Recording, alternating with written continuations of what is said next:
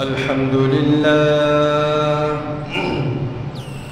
الحمد لله وكفى وسلام على عباده الذين اصطفى أما بعد فأعوذ بالله من الشيطان الرجيم بسم الله الرحمن الرحيم وإذ ابتلى إبراهيم ربه بكلمات فأتمهن قال إني جاعلك للناس إماما قال ومن ذريتي قال لا ينال عهد الظالمين وقال رسول الله صلى الله عليه وسلم من حج ولم يرفث ولم يفسق رجع كيوم ولدته أمه أو كما قال عليه الصلاة والسلام وقال تعالى في شان حبيبه ومحبوبه ومعشوقه إن الله وملائكته يصلون على النبي يا أيها الذين آمنوا صلوا عليه وسلموا تسليما اللهم صل على محمد وعلى آل محمد كما صليت على إبراهيم وعلى آل إبراهيم إنك حميد مجيد اللهم بارك على محمد وعلى آل محمد كما باركت على إبراهيم وعلى آل إبراهيم إنك حميد مجيد بلغ العلا بكماله كشف الدجى بجماله حسنت جميع خصاله صلوا عليه وآله سبحانك لا علم لنا إلا ما علمتنا إنك أنت العليم الحكيم اللهم إني أعوذ بك من شر سمعي ومن شر بصري ومن شر لساني ومن شر قلبي ومن شر مني محترم حاضرين শ্রদ্ধেয় মুরব্বিয়ান কিরাম মুসল্লিয়ান ইজম দিন প্রিয় ইসলাম প্রিয় কোরআন প্রিয় নবী প্রিয় ভাইয়েরা মহান রব্বুল আলামিনের দরবারে লক্ষ কোটি শুকরিয়া যিনি অত্যন্ত আদর করে মায়া করে যাচাই করে বাছাই করে সমস্ত ঝামেলা থেকে মুক্ত করে আজকে জুমার দিন সপ্তাহের সর্বশ্রেষ্ঠ দিন আমাদেরকে মসজিদে আগে আগে আসার তৌফিক দান করেছেন সেজন্য শুকরিয়া তান সকলেই পড়ি আলহামদুলিল্লাহ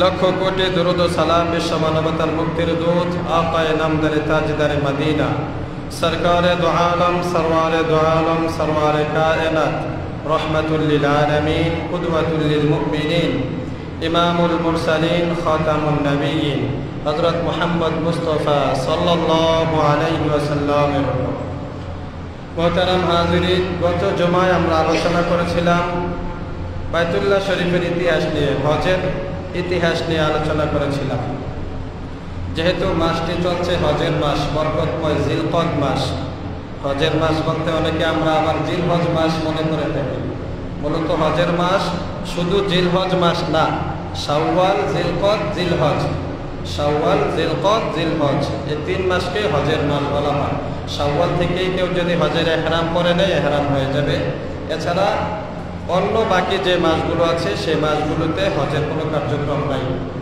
তো সেই হিসাবে জিলকদ মাস হজের মাস আবার সম্মানিত 4 মাসের মধ্যে এটাও একটা জিলকদ সামনে জিলহজ তারপরে মুহররম এই 3 মাস একাধারে সম্মানিত মাস মাঝখানে আরেকটা আছে রজব মাস আর রমজান মাস তো সর্বশ্রেষ্ঠ মাস সবাই জানে তো যেহেতু হজের মাস, হজ এবং কুরবানি একটা আরেকটার সাথে অঙ্গাঙ্গিভাবে জড়িত, দুটোটার মধ্যে যে ইবাদতগুলো আমরা করে থাকি, যেই ইতিহাসের কথা আমাদেরকে স্মরণ করিয়ে দেয়, সেটা হলো হযরত ইব্রাহিম আলাইহিস সালামের ইতিহাস।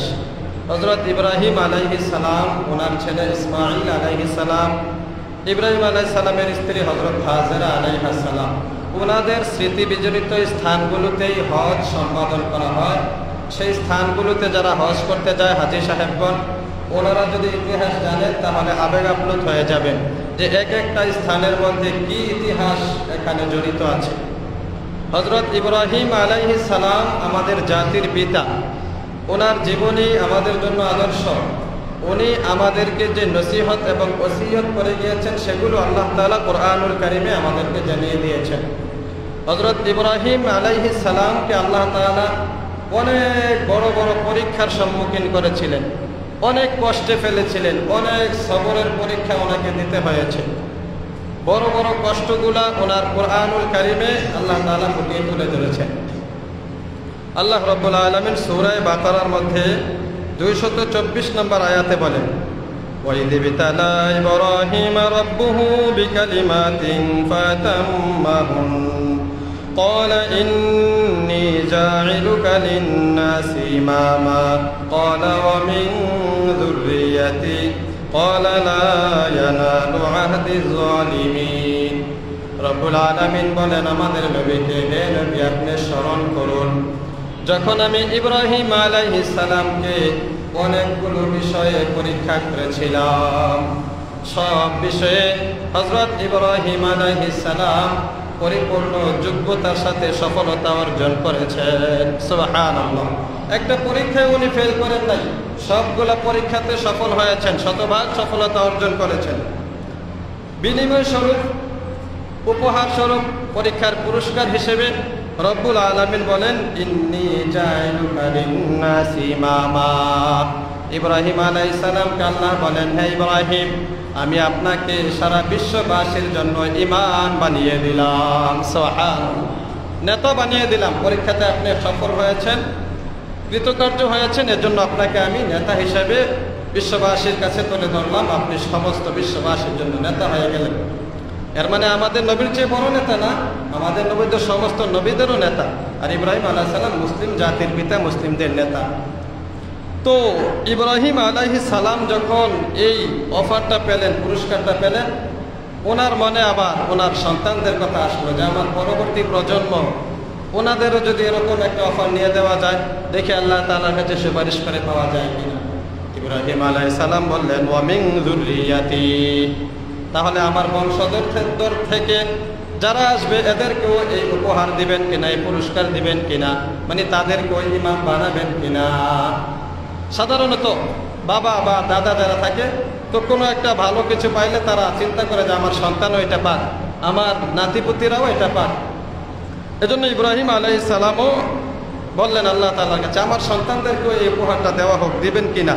তখন আল্লাহ তাআলা বললেন, লা ইয়ানালু আহদিজ যালিমিন, হে ইব্রাহিম আমার এই ওয়াদা জালেমদের পর্যন্ত পৌঁছবে না। আপনার সন্তানদের থেকে যারা জালেম হবে তাদেরকে আমি এই পুরস্কার দেব না। জালেম ছাড়া পাক্কা ইমানদার যারা হবে তাদের জন্য এই পুরস্কারের ঘোষণা আছে, এই ওয়াদা আছে, তাদেরকেও ইমাম বানাবো। তবে জালেমদেরকে আমি এই ইমামতি দেব না, অর্থাৎ নেতৃত্ব দেব না, তাদেরকে আমি মুসলিম জাতির নেতা হিসেবে কবুল করব না। ইব্রাহিম আলাইহিস সালামের জীবনটা ছিল পুরাটা জীবন পরীক্ষার জীবন। ইব্রাহিম নবী ছোটকাল থেকেই সেই পরীক্ষায় এভাবে বিপদ আপদের সম্মুখীন হতে হতে তার শেষ জীবন পর্যন্ত চলেছেন। বড় বড় প্রায় 10টা পরীক্ষার কথা কিতাবের মধ্যে আছে। ইব্রাহিম আলাইহিস সালাম যখন ছোট ছিলেন, ছোটকাল থেকেই ওনাকে এই পরীক্ষার সম্মুখীন হতে হয়েছে। ইব্রাহিম নবী একবার আল্লাহ তাআলার ওনাকে কিভাবে পরীক্ষা করলেন, হুজুরে পাক সাল্লাল্লাহু আলাইহি সাল্লামকে আল্লাহ তাআলা সেই ঘটনাটা জানালেন। আল্লাহ রাব্বুল আলামিন সূরা মারিয়ামের 41 নম্বর আয়াতের মধ্যে বললেন, ইয ক্বালা লিআবিহি ইয়া আবাতি লিমা তা'বুদু মা লা ইয়াসমাউ ওয়া লা ইউবসিরু ওয়া লা ইউগনি আনকা শাইআ। আল্লাহ রাব্বুল আলামিন বলেন, হাবিব আপনি স্মরণ করুন ইব্রাহিম আলাইহিস সালামের সেই ঘটনা ইব্রাহিম আলাইহিস সালামের ঘটনাটা কি ছিল? তিনি তার বাবাকে বলেছিলেন ছোটবেলা, বাবা যখন মূর্তি পূজা করত, আশেপাশের এলাকার সবাই মূর্তি পূজক ছিল, প্রকৃতির পূজা করত, সূর্যের পূজা করত, চাঁদের পূজা করত, গাছের পূজা করত, বিভিন্নভাবে বিভিন্ন বস্তুর পূজা করত, বস্তু পূজারী ছিল। ইব্রাহিম আলাইহিস সালাম সেই ছোটকাল থেকে বাবার সাথে লড়াই, বাবার সাথে তর্ক বিতর্ক হয়তো বিভিন্ন বিষয় নিয়ে। সূরা মারিয়ামের মধ্যে আল্লাহ তাআলা বলে দিলেন, ইব্রাহিম নবী তার বাবাকে বললেন, ইয়া আবাতি লিমা তা'বুদু মা লা ইয়াসমাউ ওয়া লা ইউবসিরু ওয়া লা ইউগনি আনকা শাইআ। হে বাবা, কেন আপনি এমন বস্তুর ইবাদত করেন, মা লা ইয়াসমাউ যেটা শোনে না, ওয়ালা ইউবসিরু যেটা দেখেও না, ওয়ালা ইউগনি আনকা শাইআ যেটা আপনার কোনো উপকারও করতে পারে না, এমন বস্তুর পূজা কেন করেন? ছোটবেলা থেকেই খুব যুক্তি ছিল ওনার। সামনে দেখবেন আলোচনা আসবে উনি কতটা ফিকিরমান ছিলেন, কত বুদ্ধিওয়ালা ছিলেন, বুদ্ধিমান ছিলেন। ছোটকাল থেকে এভাবে ফিকির করতেন, রবকে নিয়ে, রবকে তালাশ করতেন, প্রকৃত রবকে, হাকিকি রবকে, রব কিভাবে হতে পারে, রবের গুণাগুণ কি। ইব্রাহিম নবী ওনার বাবাকে এই প্রশ্ন ছড়ে দিলেন। এবার বললেন, ইয়া আবাতি ইন্নী কদ জানি মিনাল ইলমি মা লাম ইয়াতিকা ফাত্তাবি'নি ইয়াহদিকা সিরাতান সাবিয়্যা। বাবা, আমার কাছে এমন ইলম আছে, এমন বিষয় আমি জানি যেটা আপনি জানেন না, আপনার কাছে সেই বিষয়ের ইলমটা নাই। অতএব আপনি আমার অনুসরণ করুন, আমার কথাটা শোনেন, এই মূর্তিগুলার পূজা করিয়েন না, তাহলে আহদিকা সিরাতান মুস্তাকিমা সিরাতান সাবিয়্যা, আমি আপনাকে সঠিক পথ দেখিয়ে দেব। আমার কথা মতো চলেন, আমার কথা কিছুটা শোনেন, তাহলে সঠিক পথ পেয়ে যাবে। বাবাকে নসিহত করতেছিলেন, বাবা এই মূর্তিগুলোর পূজা করেন না, এগুলোর ব্যাপারে আমি জানি, আমার কাছে কিছু ইলম আছে, আমার কথা আপনি শোনেন, সঠিক পথ পেয়ে যাবেন। আবার বললেন, ইয়া আবাতি লা তা'বুদিশ শাইতান ইন্নাশ শাইতানা কানা লির-রহমানি আসিয়া। বাবা, আপনি শয়তানের ইবাদত করিয়েন না, এই মূর্তিগুলার ইবাদত কেমন জানি শয়তানের ইবাদত। ও বাবা, আপনি শয়তানের ইবাদত করবেন না। ইন্নাশ শাইতানা কানা লির-রহমানি আসিয়া, নিশ্চয় শয়তান রহমানের অবাধ্য, রহমানের সাথে সে অবাধ্যতা করেছে, আল্লাহ তাআলার সাথে নাফরমানি করেছে, এই নাফরমানের ইবাদত আপনি করিয়েন না। বাবাকে নসিহত করতেছেন ছেলে। আবার বললেন, ইয়া আবাতি ইন্নী আখাফু আন ইয়ামাসসাকা আযাবুম মিনার রহমান ফাতাকুনা লিশ-শাইতানি ওয়ালিয়া। বাবা, আমি আশঙ্কা করতেছি, ভয় করতেছি আপনাকে আযাবে গ্রেফতার করা হবে, আল্লাহর পক্ষ থেকে আপনার উপরে শাস্তি আসতে পারে, আযাব আসতে পারে। ফাতাকুনা লিশ-শাইতানি ওয়ালিয়া, তখন আপনি শয়তানের বন্ধু হয়ে যাবেন। শয়তান যেমন অবাধ্য হয়ে গিয়েছে, আপনিও শয়তানের ইবাদত করে অবাধ্য হয়ে যাবে। এই নসিহতগুলো ছোটকাল থেকে ইব্রাহিম নবী ওনার বাবাকে করছিলেন। এবার বাবা তো রেগে বসে সন্তানকে বলতে লাগলো, আর রাগিবুন আনতান আলিহাতি ইয়া ইব্রাহিম, হে ইব্রাহিম, তুমি কি আমার ইলাহদের থেকে, আমার মাবুদের কাছ থেকে আমাকে দূরে সরাই দিতেছো? আমি যাদের পূজা করি এদের থেকে আমাকে দূরে সরাই দিতেছো। লা ইল্লাম তানতাহি লা আরজুমান্নাকা ওয়াহজুরনি মালিয়া, বলে যে তোমাকে আমরা পাথর নিক্ষেপ করে হত্যা করব। বাবা ছেলেকে বলতেছে, তোমাকে পাথর মেরে হত্যা করব, যদি তুমি বিরত না থাকো তাহলে তোমাকে পাথর মেরে মেরে হত্যা করে ফেলবো, আমাদের থেকে তুমি দূরে চলে যাও। বাবা এইভাবে সন্তানকে দূরে সরিয়ে দিলেন। ইব্রাহিম আলাইহিস সালাম এই ছোটকাল থেকে বাবার কাছ থেকে আর তিনি আশ্রয় পেলেন না, বাড়ি ছাড়তে হইল। সর্বপ্রথম ওনার পরিবার থেকে উনি বিতাড়িত হলেন। যখন বাবাকে ছেড়ে যাবেন, বাবার প্রতি তো একটা মায়া আছে, মহব্বত আছে, তখন তিনি বললেন, সালামুন আলাইক, সালামুন আলাইক, বাবা আপনার উপর সালাম বর্ষিত হোক, শান্তি বর্ষিত হোক। আস্তাগফিরু লাকা রব্বি, অবশ্যই আমি আমার রবের কাছে আপনার জন্য ক্ষমা চাইব। সুবহানাল্লাহ, বাবার জন্য ক্ষমা চাইবেন। মুফাসসিরিনে কেরাম লেখেন, বাবা যতই অপরাধ করুক, বাবার গায়ে হাত উঠানো তো দূরের কথা, বাবার সাথে খারাপ আচরণও করা যাবে না। এটা হলো আল্লাহ তাআলার নির্দেশ। কিন্তু আমাদের সমাজে পার্শ্ববর্তী এলাকাতেই তো কিছুদিন আগে ঘটনা ঘটলো, যেটা আপনারা জানেন, বাবার গায়ে পর্যন্ত হাত উঠিয়েছিল সন্তানেরা। কত বড় অবাধ্য আর নাফরমান সন্তান হইলে এটা সম্ভব? ইব্রাহিম নবীর বাবা মূর্তি পূজক ছিলেন, বাবাকে বুঝাইছেন অনেক যুক্তি দিয়ে, বাবা বুঝবানেন না, কিন্তু বাবার গায়ে হাত উঠানো তো দূরের কথা, কখনো উচ্চ বাক্যেও কথা বলেন নাই বাবার সাথে, এভাবে বাবাকে কষ্ট পাবে এরকম ভাবে উচ্চ বাক্যে গালিগালাজও করেন নাই। বিদায় করে দিতে বলছেন, ঠিক আছে বাবা, সালামুন আলাইক সাস্তাগফিরু লাকা রাব্বি, আমি আপনার জন্য আমার রবের কাছে ক্ষমা চাইবো যে আমার রব যেন আপনাকে ক্ষমা করে দেয়। ইন্নাহু কানা বি হাফিয়া। এভাবে উনি ওনার বাবাকে বিদায় জানায় সেখান থেকে চলে গেলেন। কিন্তু বাবার সাথে খারাপ আচরণ করেন নাই। ইব্রাহিম আলাইহিস সালাম ওনার বাবাকে ছেড়ে গেলেন। ছেড়ে যাওয়ার পরে আল্লাহ রাব্বুল আলামিনের সন্ধানে উনি এভাবে থাকতে লাগলেন। আল্লাহ তাআলাকে চেনার জন্য উনি এভাবে পাগল পারা হয়ে গেলেন। কিভাবে আল্লাহ তাআলার পরিচয় পাওয়া যায়, আল্লাহ তাআলা সূরা আনআমের মধ্যে ওনার পরবর্তী ঘটনাটা তুলে ধরেন। সূরা আনআমের ৭৪ নম্বর আয়াতে আল্লাহ রাব্বুল আলামিন হযরত ইব্রাহিম আলাইহিস সালামের সেই ঘটনাটা তুলে ধরেছেন। হযরত ইব্রাহিম আলাইহিস সালামকে যখন বিদায় করে দেওয়া হলো, তিনি তখন আল্লাহ তাআলার অনুসন্ধান করতে লাগলেন। রবের সন্ধানে বের হয়ে গেলেন। রবকে খুঁজতে খুঁজতে খুঁজতে খুঁজতে এক পর্যায়ে উনি দেখলেন যে আসলে মাবুদ তো এই মূর্তিগুলো হতে পারে না, রবের আরো অনেক পরিচয় থাকবে। এই মূর্তিগুলো যেহেতু কোনো কিছু করতে পারে না, এজন্য তিনি তার বাবার কাছে আবার আসলেন। আরেকবার আয়েশা দাওয়াত দিতে লাগলেন। সূরা আনআমের মধ্যে ৭৪ নম্বর আয়াতে আল্লাহ তাআলা এই ঘটনাটা আবার বললেন। আল্লাহ তাআলা বলেন, ইব্রাহিম আবার আসলো তার বাবার কাছে দাওয়াত নিয়ে। আয়েশা বলল, ওয়াইদ ক্বালা ইব্রাহিমু লিআবিহি আযার, ইব্রাহিম তার বাবা আযারের কাছে আবার এসে দাওয়াত দিল। আতাত্তাখিযু আসনামান আলিহা, বাবা মূর্তিগুলাকে আপনি মাবুদ বানাইলেন। ইন্নী আরাকা ওয়া কওমাকা ফি যালালিম মুবিন, আমি তো দেখতাছি আপনি এবং যারা আপনার অনুসরণ করে সবাই পথভ্রষ্টতার মধ্যে রয়েছেন। আবার বুঝাইতেছেন, বাবা বিতাড়িত করে দিয়েছে। আবার আয়েশা বাবাকে বুঝাইতেছেন, বাবা আমি দেখতেছি আপনারা গুমরাহির মধ্যে আছেন, বাবা এগুলার মূর্তির পূজা আপনি করিয়েন না, আপনারা এগুলার পূজা করিয়েন না। এরপরে ইব্রাহিম আলাইহিস সালাম রাতের বেলা বাহিরে ঘুরেন আর রবের তালাশ করেন। আল্লাহ তাআলা সেই ঘটনাটাই সূরা আনআমের মধ্যে বলেন, ফালাম্মা জান্না আলাইহিল লাইলু রাআ কাওকাবা, যখন রাত্র হয়ে গেল, রাতের বেলা যখন অন্ধকার হয়ে গেল, গভীর রজনী, জান্না আলাইহিল লাইলু রাআ কাওকাবা, তারকার দিকে তাকালেন। ইব্রাহিম আলাইহিস সালাম তারকার দিকে তাকালেন। তারকার দিকে তাকায় বললেন, আরে তারকার পূজা করে, সূর্যের পূজা করে, চন্দ্রের পূজা করে। বললেন যে হাদা রব্বি, তাহলে কি তারকা আমার রব হবে নাকি? এরপরে বললেন, ফালাম্মা ফালা ক্বালা লা উহিব্বুল আফিলিন, কিছুক্ষণ পরে তারকা যখন অস্তমিত হয়ে গেল, ডুবে গেল, ইব্রাহিম আলাইহিস সালাম বললেন, না না না, তারকা রব হতে পারে না। লা উহিব্বুল আফিলিন, যেগুলো ডুবে যায়, অস্তমিত হয়ে যায়, স্থায়ী না, এগুলো আবার রব হয় কিভাবে? তারকা রব হইতে পারে না। ফিকির করতে লাগলেন।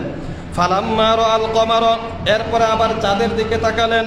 বাজিগণ চাঁদরা দেখলেন চাঁদ ঝলমল করতেছে, আলোকিত হয়ে আছে রাতে। ক্বালা হাযা রব্বি, বললেন এটাকে তারা রব মানে, মনে এটা রব। এরপরে বললেন ফালাম্মা ফালা, চাঁদ যখন আবার ডুবে গেল, ক্বালা লা ইল্লাম ইয়াহদিনি রব্বি লাকুনান্না মিনাল কওমিদ দাল্লিন, না না, চাঁদও আমার রব হইতে পারে না, চাঁদও তো ডুবে যায়, এটারও তো স্থায়িত্ব নাই। যেগুলা ডুবে যায় এগুলো আবার রব হয় কিভাবে? যেগুলা স্থায়ী না এগুলা রব হয় কিভাবে? এবার বললেন লা ইল্লাম ইয়াহদিনি রব্বি লাকুনান্না মিনাল কওমিদ দাল্লিন, বলেন যে আমার রব যদি আমাকে পথ না দেখায় তাহলে আমিও তো গোমরা হয়ে যাব।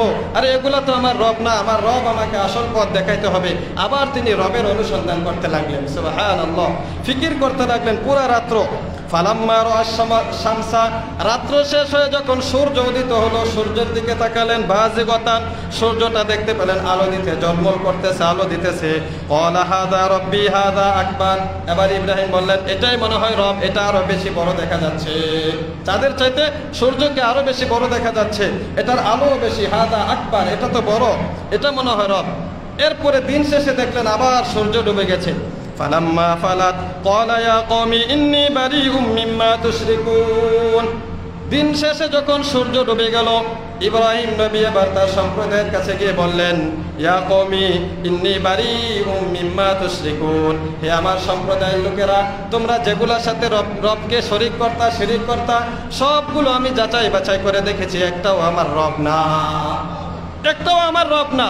ইন্নী বারিউম মিম্মা তুশরিকুন, যেগুলোর সাথে তোমরা রবের শিরিক করতেছ আমি এগুলা থেকে মুক্ত, আমি আর কাউকে রব হিসাবে মানি না, আমার রবকে।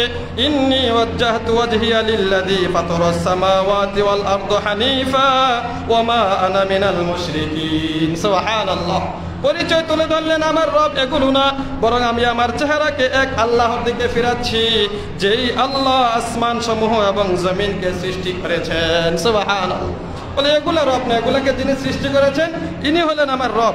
এই ঘোষণা হযরত ইব্রাহিম আলাইহিস সালাম ওনার সম্প্রদায়ের মাঝে দিলেন। ঘোষণা দেওয়ার পরে এবার ইব্রাহিমের বিরুদ্ধে ওনার সম্প্রদায়ের লোকেরা খেপে গেল। কেমন খেপাটা খেপলো?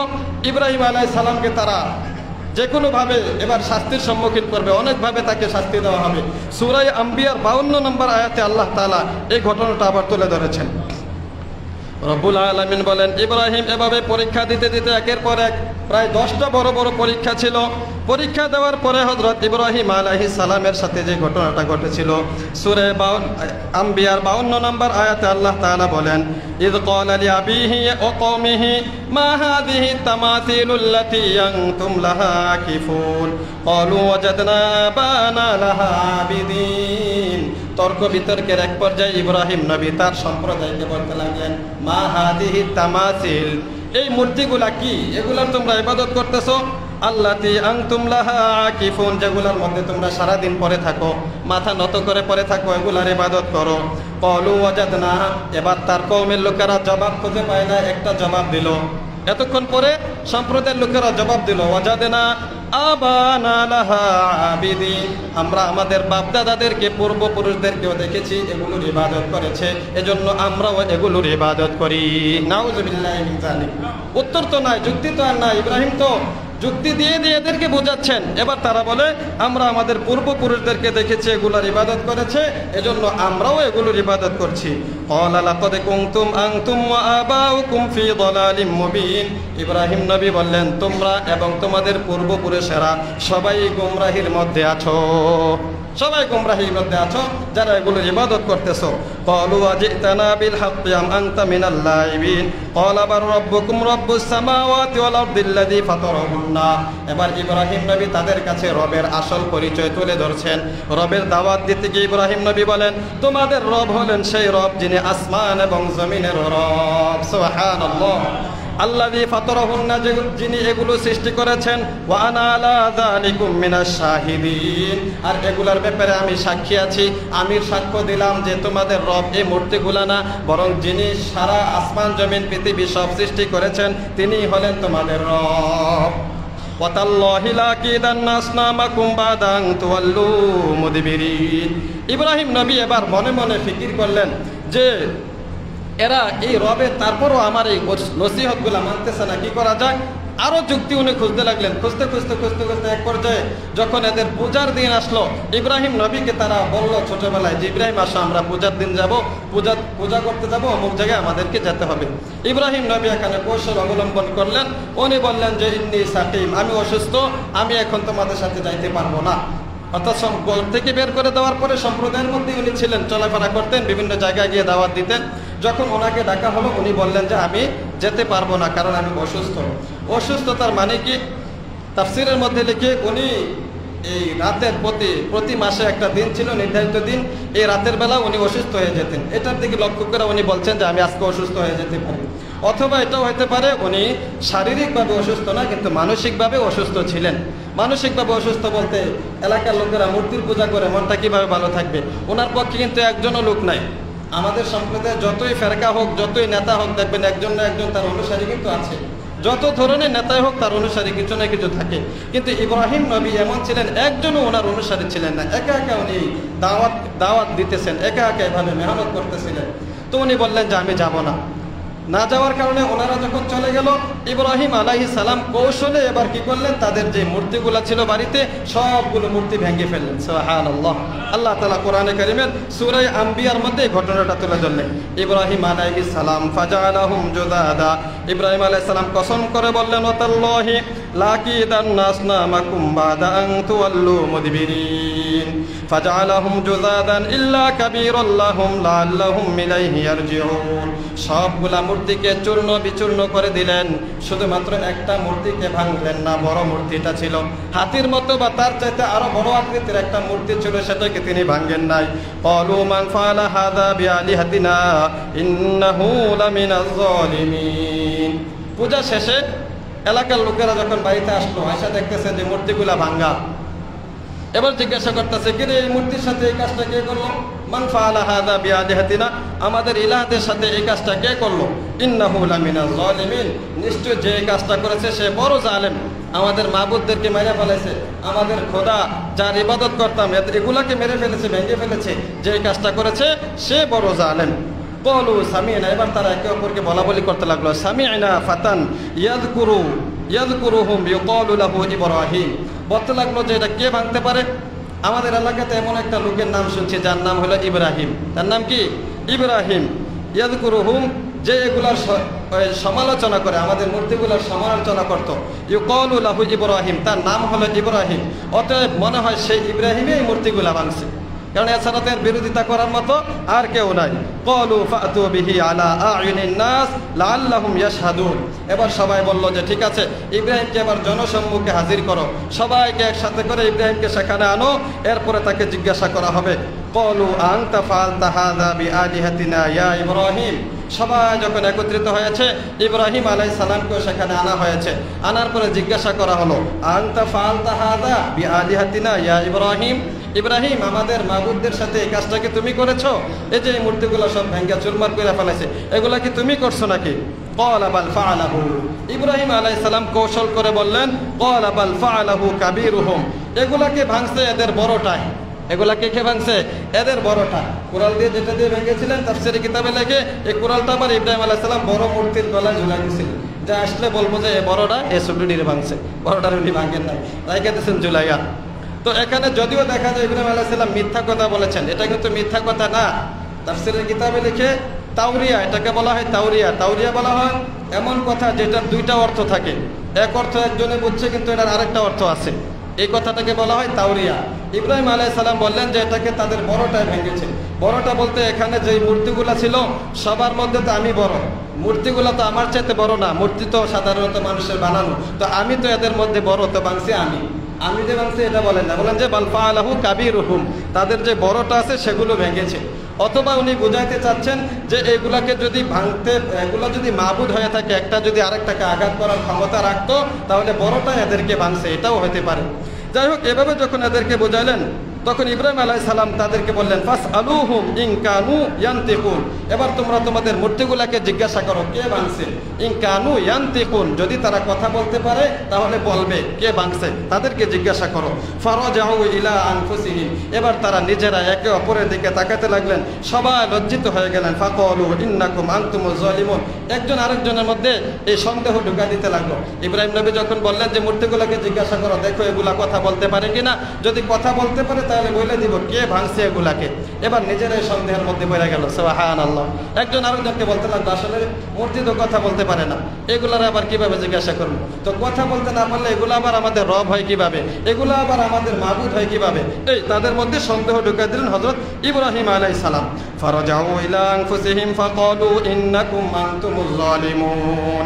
এরপরে তারা একজন আরেকজনকে জালেম বলতে লাগলো, একজন আরেকজনকে জালেম বলতে লাগলো, আরে কি পূজা করতেছ জালেম, এটা পূজা হইলো, এগুলো তো কথা বলতে পারতেছে না।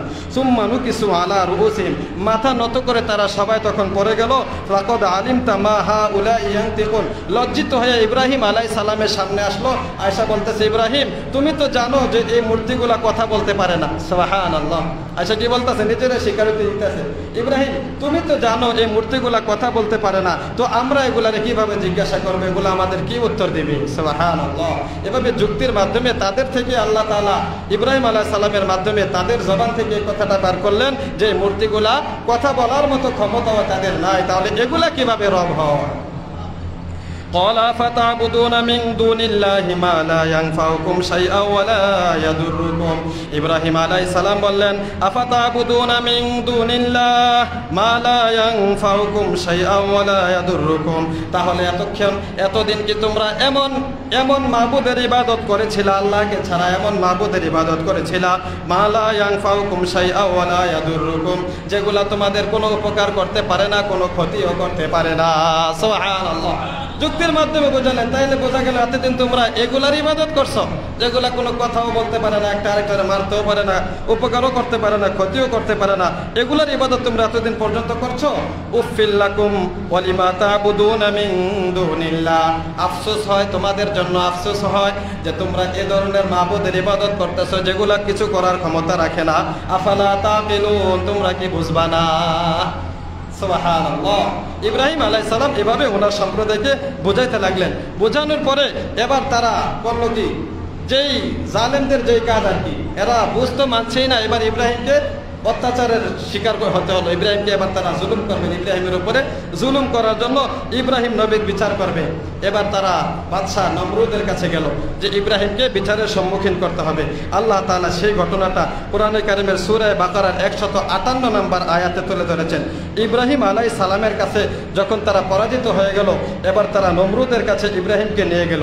নিয়ে যাওয়ার পরে নমরুদ এবার তাকে প্রশ্ন করতে লাগলো, বিভিন্ন প্রশ্ন, যুক্তি, যেমন ইব্রাহিম আলাইহিস সালাম যুক্তি দিচ্ছেন, সে সাথে সাথে নমরুদও যুক্তি দিতে লাগলো যে দেখি ইব্রাহিমের সাথে যুক্তি দিয়ে পারা যায় কিনা। কিন্তু আল্লাহর নবী, আল্লাহর খলিল হযরত ইব্রাহিম আলাইহিস সালাম এমন যুক্তি দিয়েছেন যে বাদশা নমরুদ সেখানে হতভম্ব হয়ে গেছেন, চুপ হয়ে গেছেন, আর কথা বলতে পারেন নাই। সুবহানাল্লাহ। সূরা বাকারা 258 নম্বর আয়াতে আল্লাহ তাআলা বলেন, ওয়াইদ ক্বালা ইব্রাহিম রাব্বি আরিনি কাইফা তুহয়িল মাউতা। ইব্রাহিম আলাইহিস সালামের ঘটনা আল্লাহ তাআলা কুরআনুল কারিমে তুলে ধরে বলেন, ইয ক্বালা ইব্রাহিম রাব্বি আল্লাযী ইউহয়ি ওয়া ইউমীত।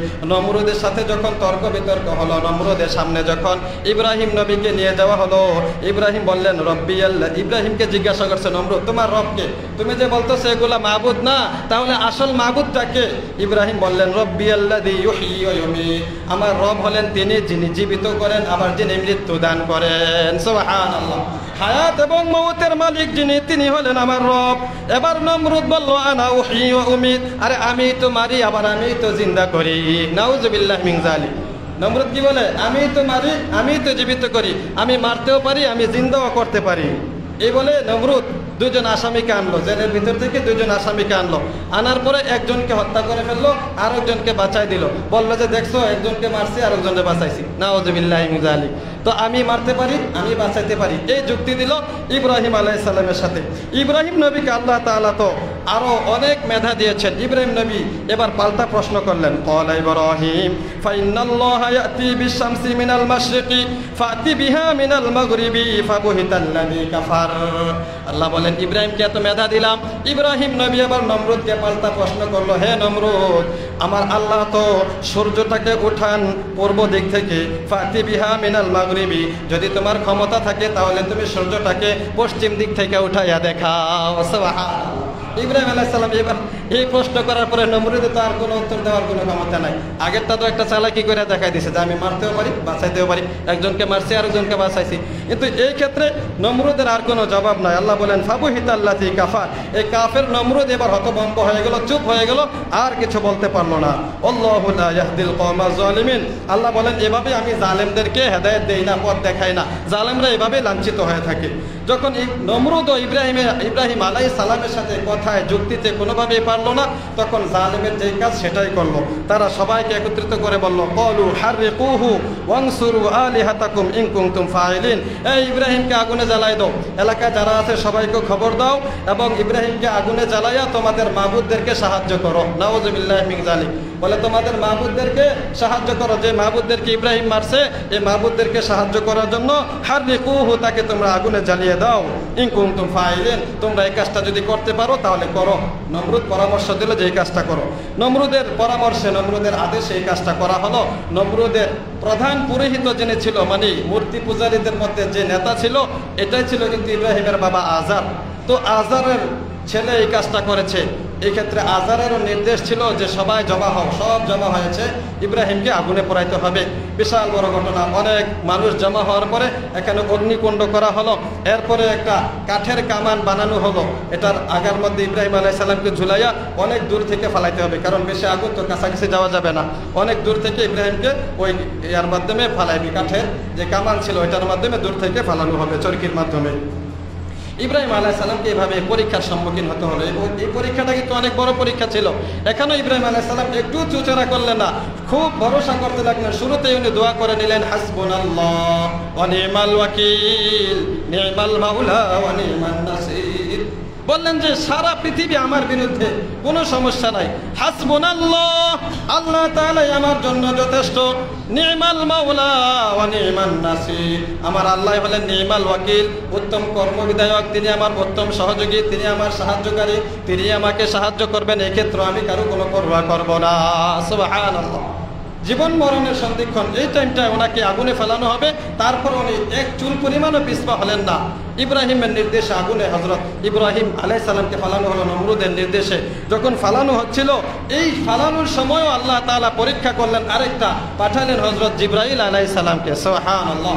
জিবরাইল আলাইহিস সালাম আয়েশা বলেন, আলাকা হাজাতুন ইয়া ইব্রাহিম, ইব্রাহিম আপনার কোনো প্রয়োজন আছে, আমি কি কোনো উপকার করতে পারি? ইব্রাহিম আলাইহিস সালাম জিবরাইল আলাইহিস সালামকে ধমক দিলেন, হাজাতুন ইলাইয়া ওয়ালাকিন লা হাজাতুন ইলাইকা, আমার তো প্রয়োজন আছে, জরুরত আছে, দরকার আছে সাহায্যের, কিন্তু তোমার কাছে আমি সাহায্য চাই না। বাল হাজাতি ইলা রাব্বি, সুবহানাল্লাহ, আমার প্রয়োজন আমার মাওলাকে, মাওলার কাছে সাহায্য চাই। জিবরাইল তোমার কাছে আমার সাহায্য চাওয়ার কিছু না। জিবরাইল আলাইহিস সালাম হাসি খুশি চলে গেলেন।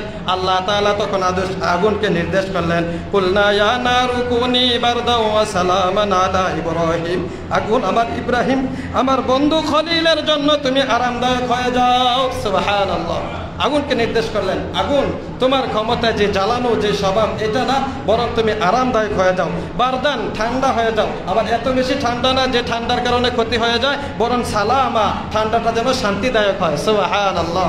এসি রুমের মতো, এয়ার কন্ডিশন রুমের মতো হয়ে গেল। ইব্রাহিম আলাইহিস সালাম সেখানে এক পরিমাণ চুল পরিমাণও কষ্ট পেলেন না, বরং শান্তিতে থাকলেন। সুবহানাল্লাহ। কয়দিন ছিলেন? কোনো তাফসিরে বর্ণনা 3 দিন, কোনোটা 7 দিনের কথা আছে। এই আগুনের মধ্যে ওনাকে রাখা হয়েছে। পরবর্তীতে দেখা গেল ইব্রাহিম আলাইহিস সালামের একটা পশমও বাঁকা হয় নাই। সুবহানাল্লাহ। ইব্রাহিম নবীকে আল্লাহ তাআলা এভাবে পরীক্ষা করলেন, একের পর এক ইব্রাহিম আলাইহিস সালামের পরীক্ষা হতে লাগলো। ইব্রাহিম নবীকে পরীক্ষা করার পরে আল্লাহ তাআলা এই ইব্রাহিম আলাইহিস সালামকে এখান থেকে মুক্তি দিয়ে, জালেমদের কবল থেকে মুক্তি দিয়ে আল্লাহ তাআলা ইব্রাহিম আলাইহিস সালামকে হিজরতের আদেশ করলেন যে ইব্রাহিম আপনার দেশ থেকে আপনি হিজরত করে যান। ইব্রাহিমের জন্মস্থান ছিল ইরাকে, ইরাকের বেবিলন, বর্তমানে ইতিহাসে যেটাকে বলা হয়, এটার বর্তমান নাম বাগদাদ, আগে ছিল বেবিলন, আর শুরুতে এটার নাম ছিল বাবেল। ইরাকের বাবেল, কোরআনে বাবেলের কথাও আছে। এই এলাকা থেকে হিজরত করার নির্দেশ দিলেন, ইব্রাহিম আপনি আপনার এলাকা ছেড়ে চলে যান। ইব্রাহিম আলাইহিস সালাম ওনার নিজ এলাকা ছেড়ে চলে গেলেন। যাওয়ার সময় সিরিয়াতে যাবেন, কেনান এলাকাতে, সেখানে যাওয়ার পথে আরেক পরীক্ষার সম্মুখীন হলেন। অর্থাৎ উনি বিবাহ করেছিলেন, নতুন বিবাহ করেছিলেন, স্ত্রী ছিল সাথে হযরত সারা আলাইহিস সালাম, স্ত্রীও ছিলেন অনেক সুন্দরী। যাওয়ার পথে রাস্তায় একজন লম্পট বাদশার সম্মুখীন হলেন। ওই বাদশা ইব্রাহিম আলাইহিস সালামের স্ত্রীর দিকে কুনজর দিল। নাউযুবিল্লাহি মিন যালিক। বাদশার কুনজরে পড়ে ইব্রাহিম আলাইহিস সালাম এবারও আল্লাহ তাআলার উপর ভরসা করতে লাগলেন। বাদশা এবার কুপ্রস্তাব দিতে লাগলো। ইব্রাহিম আলাইহিস সালামের স্ত্রী হযরত সারা আলাইহিস সালামকে ধরে নিয়ে গেল। যখন সারার সাথে অপকর্মে লিপ্ত হবে, হাত বাড়ালো, তো সারাও আল্লাহ তাআলার কাছে দোয়া করলেন, যায় আল্লাহ ইন কুনতা তাআলামু আন্নী আহসানু ফারজি, আয় আল্লাহ আপনি যদি জেনে থাকেন যে আমি আমার লজ্জাস্থানকে হেফাজত করেছি, আমি আমার লজ্জাস্থানকে অপবিত্র জায়গায় ব্যবহার করি নাই, ইল্লা জাউজি, আমি আমার স্বামী ছাড়া অন্য কোথাও লজ্জাস্থানকে ব্যবহার করি নাই, তো আপনি আমাকে এই জালেম, এই লম্পট শাসক থেকে আপনি আমাকে সাহায্য করেন। সুবহানাল্লাহ। আল্লাহ তাআলা সাহায্য করলেন। কেমন সাহায্য? যখন লম্পট শাসক তার গায়ে স্পর্শ করবে, সাথে সাথে সে অবশ হয়ে গেল, হাত প্যারালাইসিসের মতো হয়ে গেল, আর কোনো কাজ করতে পারতেছে না। এরপরে সে কাঁদতে লাগলো, বললো যে আমার জন্য দোয়া করো, আমার জন্য দোয়া করো, আমাকে একটু বাঁচাও। সারা আলাইহিস সালাম আল্লাহর কাছে দোয়া করলেন, আয় আল্লাহ এখন তো মানুষ মনে করবে আমি মনে হয় বাচ্চাকে মেরে ফেলেছি, আমার উপরে আবার অপবাদ আসবে, তো আপনি তাকে সুস্থ করে দেন না। আল্লাহ তাআলা সুস্থ করে দিলেন। সুস্থ হয়ে যাওয়ার পরে এই জালেম আবার হাত দিতে লাগলো, আবার এরকম তার অবস্থা হয়ে গেল। 3 বার এরকম করার পরে এবার এই শাসক বুঝতে পারলো যে না, এখানে অন্য কিছু লুকায়িত আছে, তাকে স্পর্শ করা যাবে না, ছেড়ে দিলেন। সাথে আরেকজন খাদেমা হিসাবে একজন বাদীকে উপহার দিলেন, তার নাম ছিল হযরত হাজরা আলাইহিস সালাম। সুবহানাল্লাহ। এই হাজরা থেকেই হযরত ইসমাঈল আলাইহিস সালামের জন্ম হয়েছে। ইসমাঈল আলাইহিস সালামের জন্ম হয়েছে। জন্মের পরেও আল্লাহ তাআলা আরো পরীক্ষার সম্মুখীন করলেন, যেগুলো আমরা কুরবানির ইতিহাসে বলবো। ইব্রাহিম আলাইহিস সালামের এই পরীক্ষাগুলো দিতে সারাটা জীবন পার হয়েছে। এজন্য আল্লাহ তাআলা ইব্রাহিম আলাইহিস সালামকে বললেন, ইন্নী জাইলুকা লিন-নাসি ইমামা, আমি আপনাকে বিশ্ববাসীর জন্য ইমাম বানিয়ে দিলাম, নেতা বানিয়ে দিলাম। সুবহানাল্লাহ। যাই হোক, যেহেতু হজের মাস, কুরবানিও সামনে, এজন্য ইব্রাহিম আলাইহিস সালামের দৃশ্যগুলো আমাদের সামনে আসে। আগামী সপ্তাহেও আমরা ইনশাআল্লাহ এই হজ এবং কুরবানির ইতিহাস সংক্রান্ত, হজের বিধিবিধান সংক্রান্ত আলোচনা করবো ইনশাআল্লাহ। আল্লাহ তাআলা আমাদেরকে কথাগুলো বোঝার এবং আমল করার তৌফিক দান করুক, আমিন। মসজিদের জন্য